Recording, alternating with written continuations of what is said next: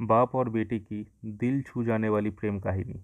पत्नी अपने पति से कहती है, पत्नी, पता नहीं क्या हो गया है हमारी पायल को। कल रात को खाना भी नहीं खाया और रो भी रही थी। अब सुबह जगाने गई तो फिर से रो रही थी। वजह पूछा तो बस इतना ही कहा, प्लीज़ माँ, मुझे अकेला छोड़ दो। मुझे लगता है कि शायद उसे किसी ने प्यार में धोखा दिया है। डर लगता है कहीं वो खुद को नुकसान ना पहुंचाए।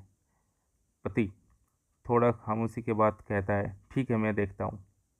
इतना कहकर वह अपनी बेटी के कमरे में जाता है। पिता, पायल, कैसी हो बेटा? बेटी, प्लीज़ पापा, मुझे कुछ दिनों के लिए अकेला छोड़ दीजिए। पिता, ठीक है बेटा, मगर एक शर्त है। बेटी, बोलिए।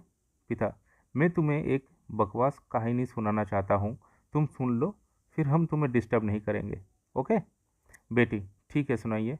पिता, आज से करीब 20 साल पहले एक राजा हुआ करते थे, बेहद अमीर। उनके दो बेटे थे। बड़े बेटे बेहद आज्ञाकारी और ईमानदारी था।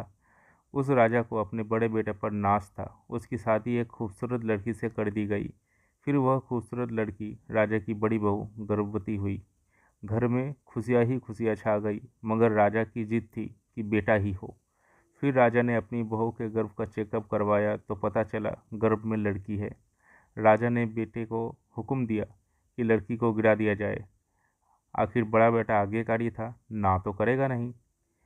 मगर पता नहीं उस पागल बेवकूफ़ को क्या सूझा कि वो 2 दिन बाद अपने राजपाट, धन दौलत, शान शौकत सब कुछ छोड़ के अपनी गर्भवती पत्नी को लेकर महल से गायब हो गया।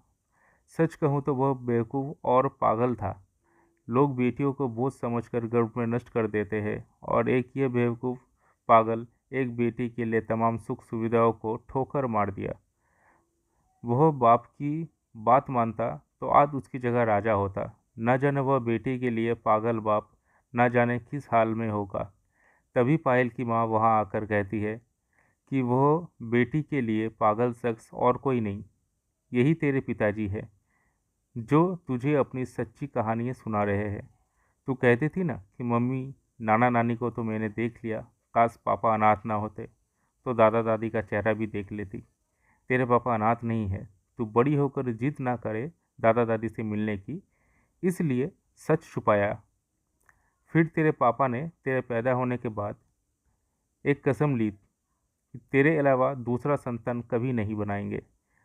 अखबार में इश्तिहार देकर तेरे दादा दादी ने बेटी को लेकर घर ही वापस आने को लिए कहा। मैंने भी जोड़ दिया वापस जाने को, मगर तुझे गोदी में उठाकर बस इतना ही कहा, जिस घर में मेरी प्रिंसेस की हत्या का फरमान निकाला गया हो, वहाँ एक राजा कैसे सांस ले सकता है। अब नज़ारा अलग था। पायल की आंखों में पापा के लिए सम्मान, उनकी मोहब्बत के लिए ढेरों सारा प्यार और उनकी कुर्बानी के लिए इबादत करने की जी कर रहा था। आंसू थमने का नाम ही नहीं ले रहे थे। मगर सब कुछ अब सिर्फ पापा के लिए था। पापा ने बस आखिरी शब्द इतना ही कहा अपनी बेटी को, मैं नहीं जानता बेटा कि दुनिया तेरे बारे में क्या सोचती है, मगर तू मेरे लिए बेहद अनमोल है। भले ही आज मैं कहीं का राजा नहीं हो रहा, मगर तू कल भी, आज भी और सदा ही मेरी प्रिंसेस रहेगी। बेटी ने दौड़कर अपने पापा को गले लगाते हुए कहा, आप असली राजा हो और मैं आपकी प्रिंसेस। सबकी पलकें गीली थी, मगर वह एक नई सुबह की शुरुआत थी, जहां प्रिंसेस फिर से अपनी सियासत में लौट रही थी। बेटियां माता पिता की जान होती है, उनकी आन बान और शान होती है। अगर ये स्टोरी पसंद आए तो प्लीज़ लाइक करें और शेयर करना ना भूलें, ताकि और भी लोग इसे सुनकर इसका लाभ उठा सके। स्टोरी के अंत में कमेंट्स के द्वारा अपनी राय ज़रूर बताएं। धन्यवाद।